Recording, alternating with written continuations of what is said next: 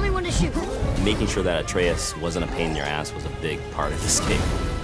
Atreus needed to have some sort of ability or something he brought to the table that was different from Kratos. His ability to understand the language, right? In our world, the writing of the runes and the speaking of the runes are like the ignition for magic. Atreus' ability to understand this stuff allows him to have magical abilities that Kratos can't have. The giants used to gather here to trade with the gods a long time ago. The simplicity of the controls was imperative. Should I fire? Wait for my mark.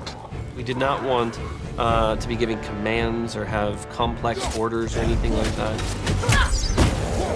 He is able to autonomously divide the battlefield just a little bit, so he's able to take attention, if you will, aggro in some games it's called, away from enemies. So if you have a large pack of enemies, firing the arrows will get their attention. We had him design like a suite of moves for him that he could do that could help melee with the bow and trip enemies and keep them at bay. He's a little guy, so he can jump on an enemy and grab them from time to time. We didn't want people micromanaging the sun. Again, we didn't want people to think of him as any kind of hindrance, anything that they really had to worry about. You can use him to your heart's content, whatever you would like to do, but if you don't do anything, he'll still do a lot of things. There are certain circumstances that there are enemies that say, I'm going to target him. But if he gets into trouble, he's able to get himself out of trouble most of the time.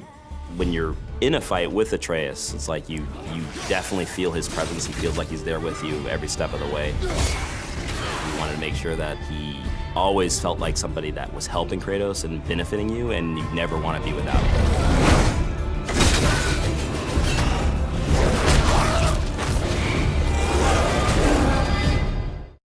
For the players.